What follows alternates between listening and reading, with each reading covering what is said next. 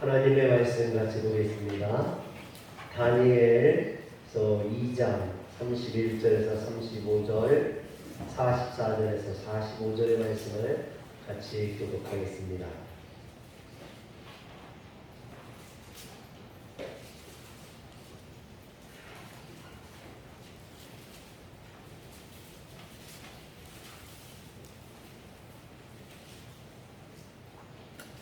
구약성경 1234면에 나와 있습니다. 다니엘서 2장 31절부터 35절, 44절, 45절 말씀을 교독합니다. 왕이여, 왕이 한 큰 신상을 보셨나이다. 그 신상이 왕의 앞에 섰는데 크고 광채가 매우 찬란하며 그 모양이 심히 두려우니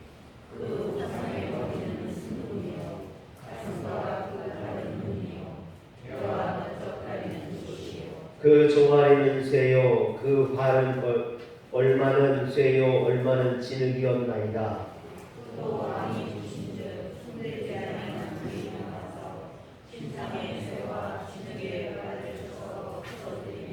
그때의 쇠와 진흙과 녹과 은과 금이 다 부서져 여름 타작마당에 겨같이 되어 바람에 불려간 곳이 없었고 우상을 친 돌은 태산을 이루어 온 세계에 가득하였나이다. 44절 보겠습니다.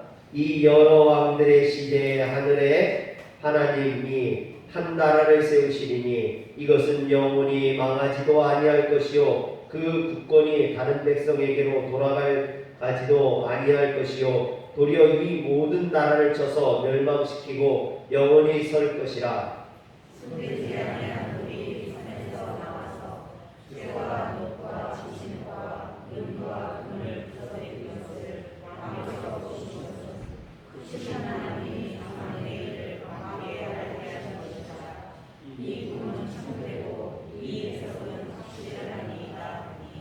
아멘.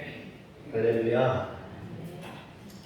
어느 날 바벨론 왕 느부갓네살이 꿈을 꾸고 그 꿈으로 인하여서 마음이 번민하여 잠을 이루지 못했습니다. 그러자 이 느부갓네살 왕은 바벨론에 있는 박수와 술객과 점쟁이들 모두를 불러서 자신이 꾼 꿈을 해석하고 맞춰보라라고 이야기했습니다. 만약 그 꿈과 그 해석을 내게 알게 하지 않으면 너희를 쪼개어서 죽일 것이다 라고 협박했습니다. 그런데 오늘 말씀에 보면 다니엘이 하나님의 은혜로 느부갓네살 왕이 꾼 꿈의 그 내용을 말할 뿐만 아니라 그 꿈을 풀이해주고 있습니다. 그런데 다니엘의 설명을 들어보면 느부갓네살 왕이 꾼 꿈에는 거대한 신상이 등장하는 것을 보게 됩니다. 그런데 그 신상은 머리가 순금으로 되어 있고 그리고 가슴과 팔은 은으로 되어 있고 그리고 배와 넓적다리는 노쇠로 되어 있고 무릎 안에는 쇠로 되어 있으며 발은 진흙과 쇠가 섞여 있는 것을 보게 됩니다. 그런데 갑자기 돌 하나가 날아와 가지고 그 신상에 발을 쳐서 그 신상을 부숴버리고 그 돌은 태산을 이루어 온 세계에 가득하게 되었다라고 말합니다. 다니엘은 이런 꿈의 내용을 설명한 후에 그 꿈을 풀이해 주는데 여기서 금으로 된 신상의 머리는 바로 느부갓네살 왕을 의미하고 그리고 나머지 부분은 앞으로 등장하게 될 나라들이라고 해석해 줍니다. 즉 여기에서 나온 이 거대한 신상은 세상의 나라들을 의미한다라는 것입니다. 그런데 오늘 말씀에 느부갓네살 왕이 꾼 꿈에는 하나님이 전하고자 하는 두 가지 메시지가 담겨져 있습니다. 하나는 이 세상 나라가 어마어마한 신상처럼 화려하고 거대해 보이지만 그 나라가 절대로 영원하지 않다라는 것입니다. 신상이 그 거대한 신상이 무너져서 부서지듯이 세상의 나라들은 무너지고 부서질 수밖에 없다라는 것이죠. 또 하나는 하나님이 주권적으로 이 세상 나라들을 심판하시고 영원한 하나님의 나라를 세우실 것이다 라는 것입니다. 그런데 저는 오늘 말씀을 보면서요, 제가 두 가지를 발견하게 됐습니다. 이 거대한 신상으로 상징되는 세상 나라들과 관련해서 그 두 가지를 깨달았는데 뭐냐면, 첫 번째로 세상 나라들이 이처럼 아주 화려하고 거대하고 대단한 것은 사실이지만 그 기초가 부실하다라는 것입니다. 오늘 말씀 31절에 보니까 그 신상이 왕의 앞에 섰는데 크고 광채가 매우 찬란하며 그 모양이 심히 두려우니 했어요. 여러분, 세상 나라들은 크고 화려합니다. 광채가 나고 사람들의 시선을 사로잡을 만한 그런 멋과 아름다움, 또 위엄이 있습니다.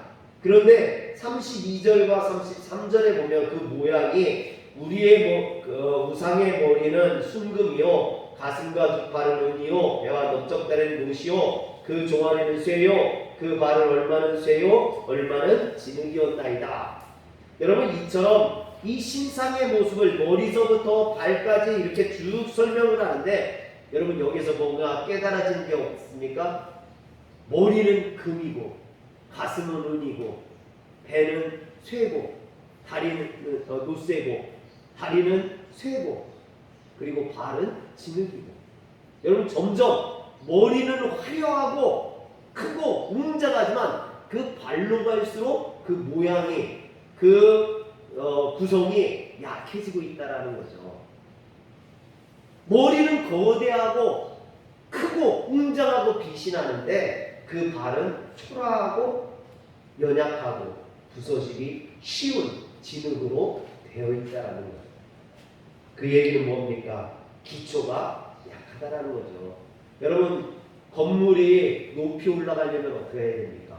그 기초가 튼튼해야 됩니다.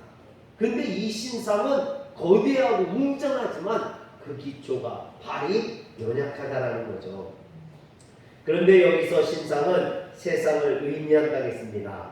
세상의 것들은 신상의 모습처럼 웅장하고 화려해 보이지만 실은 부실하고 언제 무너질지 모르는 그렇게 위태로운 것이다 라는 것이죠. 저는 여기서 무너질 수밖에 없었던 이 부실한 다리를 가진 신상을 보면서 1995년에 무너졌던 그 상품백화점이 생각났습니다. 당시 최고로 화려했던 상품백화점이 붕괴되면서 1,500명의 사상자를 냈죠. 여러분, 그런데 그 백화점이 무너질 수밖에 없었던 게 뭡니까? 기초가 약했기 때문이죠. 얼마 전에 그 발표 난 거에 보니까 상품백화점이 무너지기 전날에도 그 바닥이 꺼지는 싱크홀이 생겼었다라고 그럽니다. 그만큼 부실한 기초를 갖고 있었기 때문에 백화점도 그 거대한 건물도 무너질 수밖에 없었던 것처럼 오늘 이 신상이 거대하고 화려하고 웅장하지만 그 발이 연약하기 때문에 아래로 내려갈수록 연약하기 때문에 그 신상은 무너질 수밖에 없다라는 것입니다. 실제로 이 신상이 무너져요. 그런데 신상이 무너지는데 그 발이 연약해서 기초가 약해서 무너진 게 아니라는 거예요. 이게 우리가 깨달아야 될 두 번째 거예요. 여러분, 오늘 신상은 어떻게 무너졌습니까? 34절을 한번 다 같이 한번 읽어볼까요? 34절 시작. 또 왕이 보신즉 손대지 아니한 돌이 나와서 신상의 새와 진흙에 발을 쳐서 부서뜨리매. 할렐루야. 여러분, 분명히 기초가 약해요. 발이 연약해요. 무너질 수밖에 없어요. 그런데 그래서 무너진 게 아니라는 거예요. 어디에서 돌 하나가 날라와서 그 신상을 부서뜨렸다라고 이야기합니다.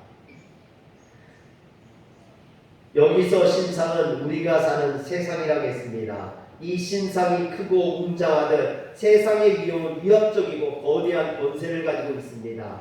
그래서 그 앞에서 우리들은요, 위축되고 초라하게 느껴질 수밖에 없죠. 그러나 여러분, 세상이 거대해 보이고 웅장해 보이지만 그 기초는 부실하며 언제는 언젠가는 무너지고 말 거라는 거죠. 멸망할 그런 불완전한 존재라는 것입니다. 물론 그렇다 할지라도 이 세상이 우리의 힘으로 무너뜨릴 수 있는 그런 존재는 아닙니다. 또 아무리 기초가 약하다고 하지만 그것이 그렇게 쉽게 무너져 내리지도 않습니다. 여러분, 그러나 하나님께서 하시면 무너뜨릴 수 있는 줄 믿으시기를 바랍니다.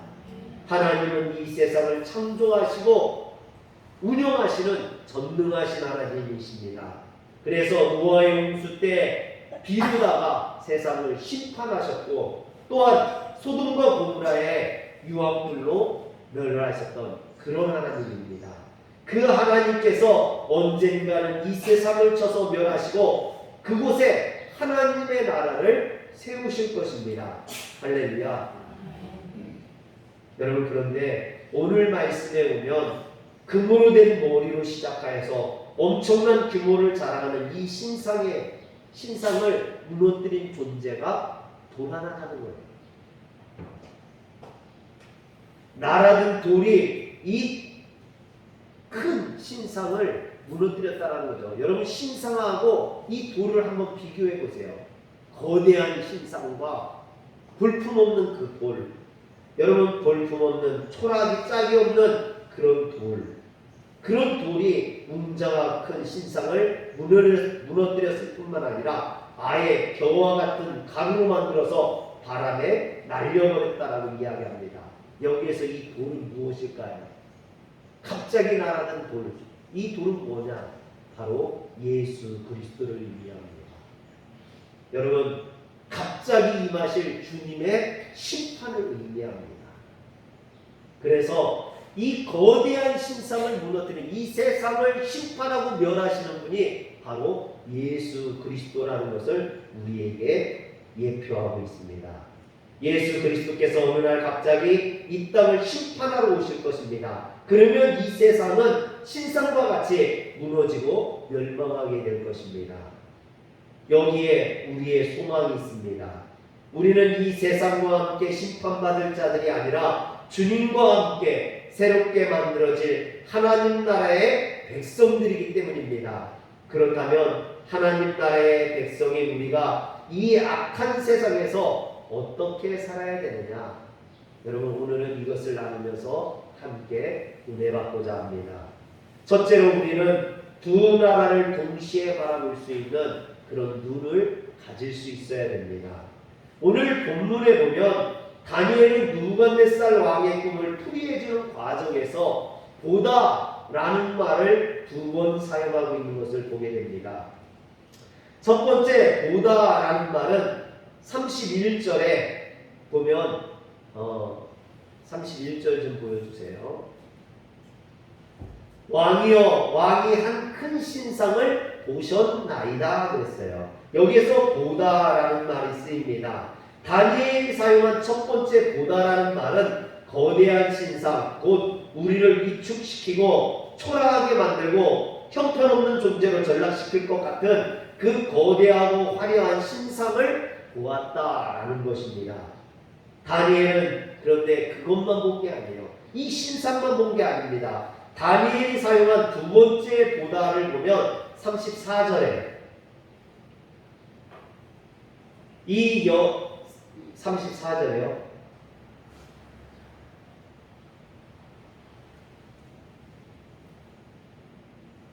이 여러 왕들의 시대에 하늘의 하나님이 한 나라를 세우시리니 이것은 영원히 망하지도 아니할 것이요 그 국권이 다른 백성에게로 돌아가지도 아니할 것이요 도리어 이 모든 나라를 쳐서 멸망시키고 영원히 설 것이라 그랬습니다. 여러분, 여기에서 하나님께서는 왕이 부신즉 손대지 아니한 돌이 나와서 신상의 새와 진흙에 발을 쳐서 부서뜨렸다라고 이야기를 합니다. 다니엘이 사용한 두 번째 보다라는 것은 손대지 아니한 돌이 나와서 신상의 새와 진흙에 발을 쳐서 부러뜨리는 것을 보았다라는 것입니다. 또한 다니엘은 44절에 절에서 이것을 해석하면서 이 여러 왕들의 시대에 하늘의 하나님이 한 나라를 세우시리니 이것은 영원히 망하지도 아니할 것이요 라고 했습니다. 다니엘은 겉으로 보기에는 화려하고 거대하며 기초는 부실한 세상을 보는 동시에 그 세상을 깨뜨리고 하나님이 세우실 나라를 보았던 것입니다. 이처럼 다니엘이 보다라는 것은요, 세상과 하나님 나라를 동시에 바라보는 그런 균형 잡힌 영성과 그런 영안을 의미합니다. 사랑하는 성도 여러분, 우리가 신앙생활을 한다라는 것은요, 이 세상에서 살아가는 겁니다. 그렇기 때문에 이 세상을 정확하게 볼 수 있어야만 합니다. 그러나 우리는 하나님의 나라 백성입니다. 세상만 바라보면 실망하고 좌절하고 낙심할 수밖에 없습니다. 그래서 우리는 어디를 바라봐야 됩니까? 하나님 나라를 바라봐야 된다는 거예요. 하나님 나라를 소망해야 된다는 것입니다. 할렐루야. 오늘 우리에게도 이런 균형 잡힌 하나님 나라를 바라보는 눈과 세상을 정확하게 바라볼 수 있는 이 두 가지 눈을 가질 수 있어야만 합니다. 그런데 성도들 중에 세상이 세운 거대한 신상에 시선을 빼앗겨서 주님을 바라보지 못하고 그저 세상에서 허우적거리며 사는 성도들이 있습니다. 먹고 살기 바쁘다는 이유로 또는 세상의 물질과 부귀와 영화를 구하느라 주님을 잃어버리고 사는 성도들이 있습니다. 그러나 이런 사람들은 그 거대한 신상 앞에 결국 좌절하고 절망할 수밖에 없습니다. 그리고 그 모든 것이 무너지는 그 순간에 그들은 후회하게 되죠. 왜냐하면 그 신상과 함께 심판받고 멸망받을 수밖에 없기 때문입니다. 그런데 이와는 정반대로 하나님 나라를 바라본다는 이유로 세상을 바라보지 않는 사람들이 있어요. 여러분, 하나님 나라를 꿈꾼다는 이유로 세상의 것들을 외면하는 사람들이 있습니다. 그래서 가정도 내팽개치고 자녀도 내팽개치고 직장도 생계도 버리고 기도원이나 산속에 들어가서 자기 구원받겠다고 사는 사람들이 있습니다. 여러분, 하나님이 원하는 삶은 그런 삶이 아닙니다. 여러분, 하나님이 원하는 삶은 우리가 하나님 나라를 바라본다면 이 땅에서 내가 처한 환경 속에서 최선을 다하며 열심히 살며 예수 그리스도의 향기를 나타내고 내가 있는 이곳에서 천국을 이루어 사는 그런 삶입니다. 그래서 우리는요, 이 세상의 것에만 빠질 수도 없고 또 그렇다고 천국만 소망하며 살아갈 수도 없는 이 세상에 살기 때문에 이 세상의 것을 최선을 다할 수 있어야 되고 또한 하나님 나라의 백성으로서 하나님의 것 또한 열심을 내야 될 줄 믿으시기를 바랍니다. 이런 균형 잡힌 신앙, 여러분, 가정 돌보지 않고 남편 돌보지 않고요 교회만 무조건 열심히 하면요 남편이 뭐라 합니까? 가서 목사하고 살아 그러죠. 그러면 안 돼요. 저는 제 마누라가 따로 있어요. 여러분, 우리는 신앙생활을 열심히 해야 되지만 또한 나에게 주어진 가정과 자녀들, 나에게 주어진 삶을 최선을 다해야 되는 줄 믿으시길 바랍니다. 요즘 저를 비롯해서 많은 목회자들이 걱정하는 것이요, 세상의 신상은 점점 더 커지고 악한 문화는 더 만연해져 가는데 이 교회의 영향력은 점점 줄어들고 있다는 겁니다. 위축되고 있다는 거죠. 그래서 앞으로 이런 세상 속에서 믿음을 지키고 신앙생활해야 될 우리 자녀들, 우리 믿음의 후배들, 우리 성도들이 염려가 되고 걱정이 됩니다. 현실이 이렇다 보니까 많은 성도들이 미래를 비관하죠. 소망이 없다고 합니다. 그런데 여러분, 우리가 여기에서 잊어서는 안 되는 한 가지가 있습니다. 그것은 우리가 세상만 바라보면 실망할 수밖에 없다는 거예요. 세상을 바라보는 눈만 가지면 비관적이고 절망적인 이야기를 할 수밖에 없다는 겁니다. 그러나 여러분, 우리에게는 눈이 두 개 있잖아요. 세상을 보는 눈뿐만 아니라 하나님 나라를 소망하는 눈, 천국을 바라볼 수 있는 눈을 가져야 됩니다. 그래서 주님을 바라볼 때 소망이 생기는 겁니다. 다니엘은 그래서 보라고 하는 거예요. 천국을 보라는 거예요. 하나님 나라를 보라는 겁니다. 갑자기 날아와서 그 거대한 신성을 부서뜨리는 그 주님을 바라보라는 겁니다. 할렐루야. 제가 처음에 이제 목회에 나왔을 때 그 교회 현실이요 너무나 초라하고 볼품없었습니다. 산속에 다 쓰러져가는 교회, 할머니 3분 계신 그런 교회, 여러분 막막하기만 하죠. 제가 그때 전도사를 8년을 했습니다. 그리고 신학교, 신학대학원까지 나왔어요. 사회복지를 공부하고 있었습니다. 그런데도 그 오랫동안 신학교를 다녔던 것들, 전도사를 오래 했던 것들, 그것들이요 목회 현장 속에서 아무런 도움이 되지 않았어요. 신학 서적을 그렇게 많이 읽었고 공부를 열심히 했는데도 불구하고 목회 현장 속에서 그게 아무런 도움이 되지 않아요. 여러분 그 전에 전도사를 할 때 큰 교회에서 또는 늘 성도들하고 신앙생활 했잖아요. 성도들 관리하고 학생들 가르치고. 그런데 막상 제가 목회 현장에 나와서 보니까요 성도는 없고 세상 사람들 속에 들어가서 전도하고 복음 전해야 되는데 그들은 듣지 않는 거예요. 받아들이지 않는 겁니다. 무시하고 괄시하는 거예요. 제가 태어나서 어디 가서 그런 괄시를 받아본 적이 없어요. 여러분 안 믿는 마을에 들어가서 전도한다는 게요 전도사가 가가지고 새파란 전도사가 가가지고 전도한다는 게 얼마나 힘들고 어려운지요. 무시를 당하고 제가 할 수 있는 게 없더라고요. 막막하고 정말 어떻게 해야 될지 모르겠고 그래서 늘 그 답답함, 어려움 그걸 가지고 하나님 앞에 나갈 수밖에 없었어요. 누구한테 하소연할 데도 없고 하나님 앞에 나가서 제가 울면서 기도합니다. 하나님 앞에 얼마나 부르짖었는지 모릅니다. 그런데 그때 제가 많이 불렀던 찬양이 있어요. 거룩하신 하나님 주께 감사드리세요.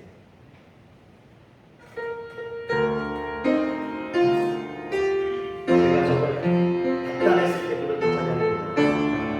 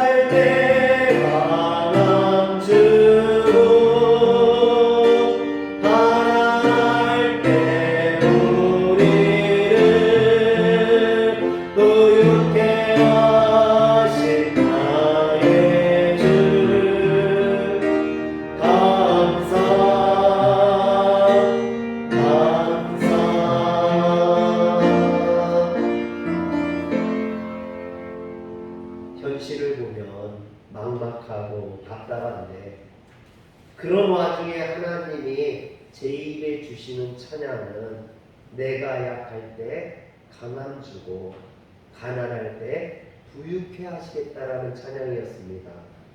그 주님의 말씀을 믿고 담대하게 나갔더니, 열심히 전했더니 여러분 진짜 열매가 열리더라고요. 정말 아무것도 없는 그 황무지 같은 곳에서 열매가 열리는 걸 봤습니다. 사랑하는 성도 여러분, 우리를 축복해 주시는 그 주님을 바라보시고 그분을 믿고 담대히 나가시길 바랍니다. 그러면 반드시 우리를 강하게 하시고 부유케 하실 줄 믿으시길 바랍니다. 여러분, 우리가 신상만 바라보면 초라해져요. 낙심이 됩니다. 실망이 찾아오고 절망하게 됩니다. 그러나 주님을 바라보면 소망이 생깁니다. 힘이 납니다. 그래서 바울은 고린도전서 2장 2절에서 내가 너희 중에서 예수 그리스도와 그가 십자가에 못 박히신 것 외에는 아무것도 알지 아니하기로 작정하였노라 그랬습니다. 바울이 이렇게 담대하게 고백할 수 있었던 것은 거대한 신상을 바라본 것이 아니라 느닷없이 날아와서 그 거대한 신상을 부숴버리는 그 예수 그리스도를 바라봤기 때문입니다. 이처럼 우리도 이 두 길을 다 볼 수 있어야 됩니다. 위압적이고 거짓이 난무하며 부익부 비익부문을 치닫게 만들어 소외감이 양상하는 세상의 현실도 정확히 바라볼 수 있어야 되고, 그것만 봐서는 안 되죠. 그것만 봐서는 실망이 되고 낙심이 됩니다. 그렇기 때문에 느닷없이 날아와서 이 세상을 심판하시는, 그리고 하나님의 나라를 세우시는 그 예수 그리스도를 바라볼 수 있어야만 합니다. 두 번째로, 그러므로 우리는 현실만 보고 비관하기보다는 하나님의 나라를 기대해야 되고 소망해야 됩니다.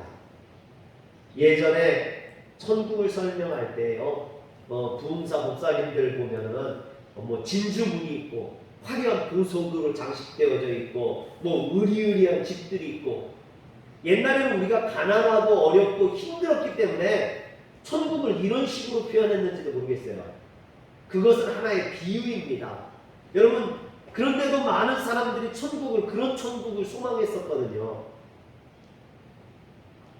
그런데 우리가 천국을 사모하며 꿈꾸고 기대하는 이유가 천국이 진주문으로 되어 있고 천국의 집들이 보석으로 되어 있어서 천국을 꿈꾸는 건 아닙니다. 여러분, 우리가 그곳을 꿈꾸는 것은요, 그곳이 하나님이 세우신 영원한 나라이기 때문인 거죠. 할렐루야. 오늘 말씀 다니엘은요 44절에서 이 여러 왕들의 시대에 하늘의 하나님이 한 나라를 세우실 것을 이야기합니다. 이것은 영원히 망하지도 아니할 것이요, 그 국권이 다른 백성에게로 돌아가지도 아니할 것이요, 도리어 이 모든 나라를 쳐서 멸망시키고 영원히 설 것이라 했어요. 여기에서 모든 나라를 쳐서 멸망시키고 영원히 설 것이라는 것은 그 거대한 신상을 무너뜨리고 새로 세우실 하나님의 나라를 의미합니다. 우리가 기대하는 나라는 하나님이 세우시는 이런 나라입니다. 바로 이 사실 때문에 우리는 그 나라를 기대하는 것입니다. 그런데 겉모습은 화려하지만 그 발을 보면 섞일 수 없는 새와 진흙으로 만들어진 이런 부실하기 짝이 없는, 무너질 수밖에 없는 신상처럼 이 세상의 거대한 나라들, 그 부실한 나라들, 그 나라들이 그렇게 부실한 나라가 될 수밖에 없는 것은요, 그 나라를 운영하는 사람이, 그 나라를 지배하는 사람이 부실한 사람이기 때문에. 여러분, 지금 바벨론이란 이 거대한 나라, 그 신상의 머리라고 했잖아요. 금으로 된 나라. 근데 그 바벨론을 다스리는 사람이 누굽니까? 느부갓네살이에요. 근데 이 느부갓네살 한번 보시길 바랍니다.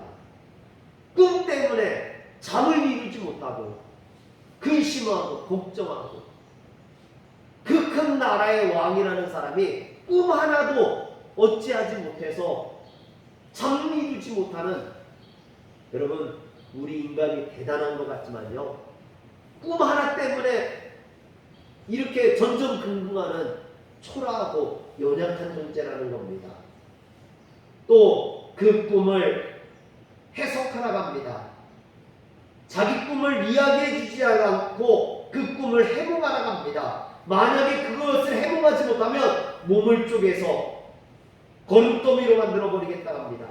여러분, 이것이 얼마나 말도 안 되는 이 포악함입니까? 여러분, 세상은요 불공평하고 악합니다. 비리가 난무하죠.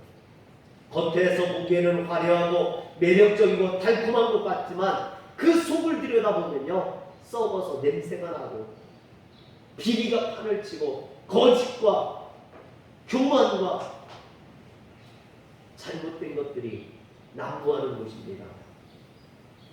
여러분, 이처럼 통치자가 연약하고 부실하기 때문에 그 나라가 부실하고 무너질 수밖에 없다라는 거죠.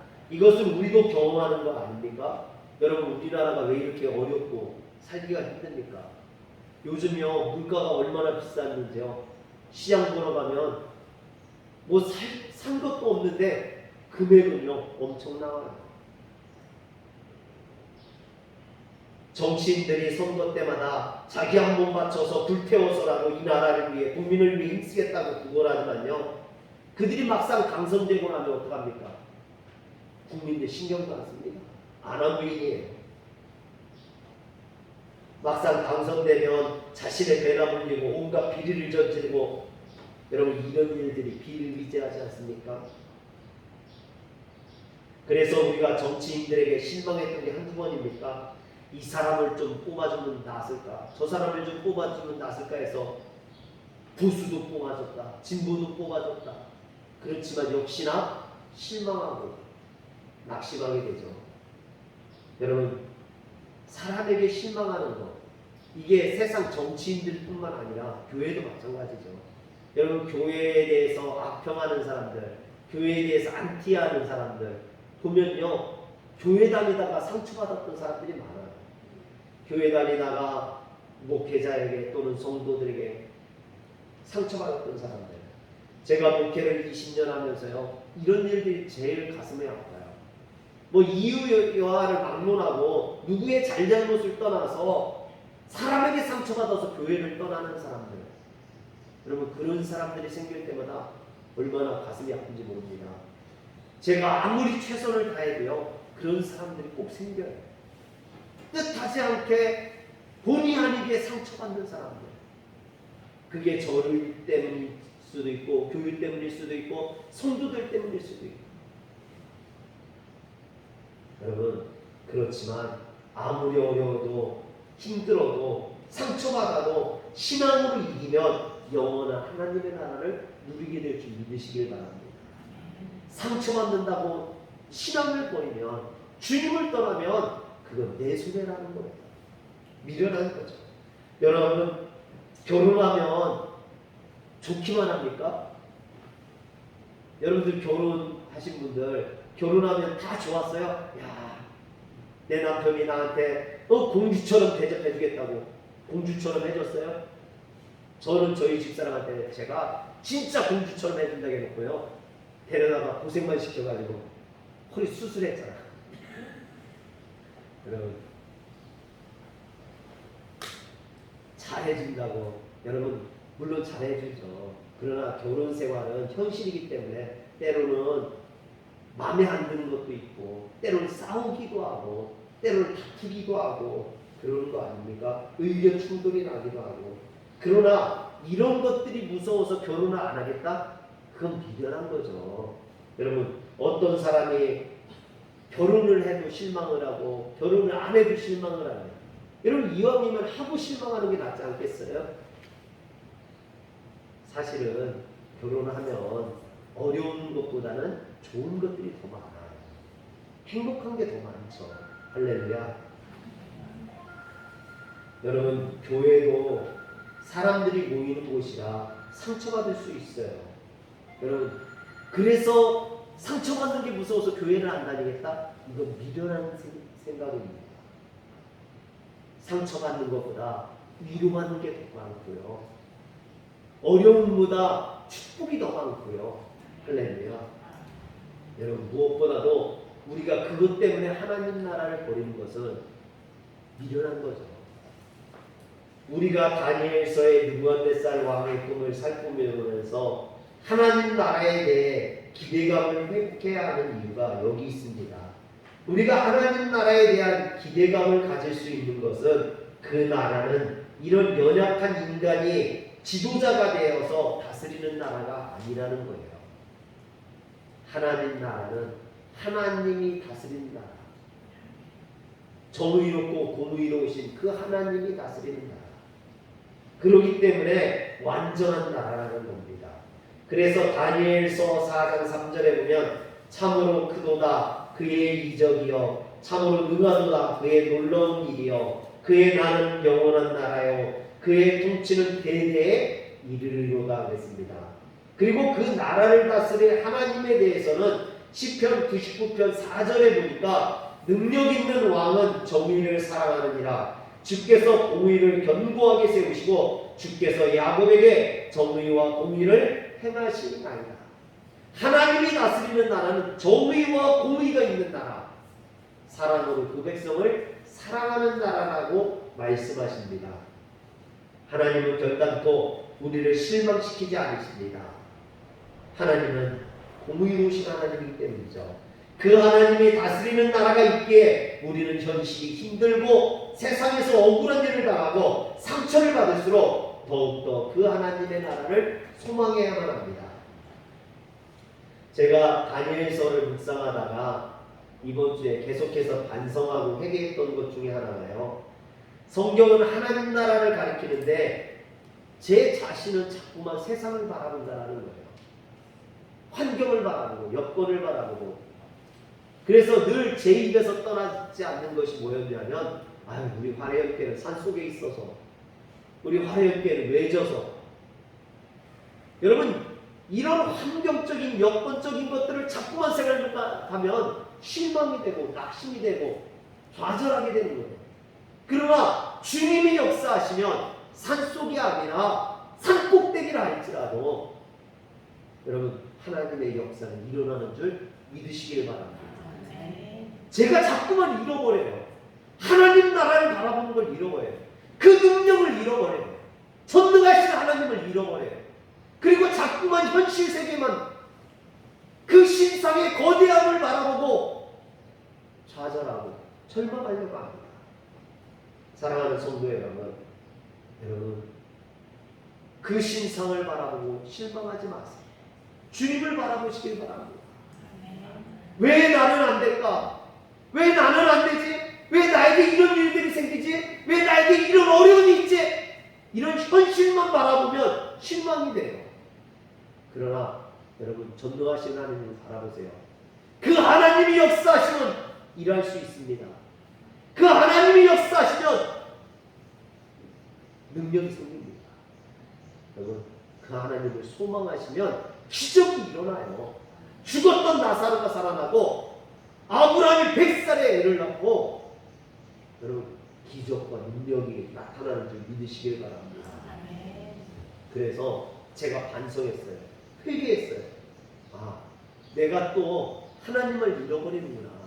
그 날아와서 신성을 부서뜨리실 그 주님을 내가 잃어버리겠구나. 그 주님의 능력을 내가 망각하고 있구나. 여러분 제가 목회하다 보면 본의 아니게 우리 성도님들의 가정사나 이런 생활이나 어려움들에 대해서 들을 때가 많아요.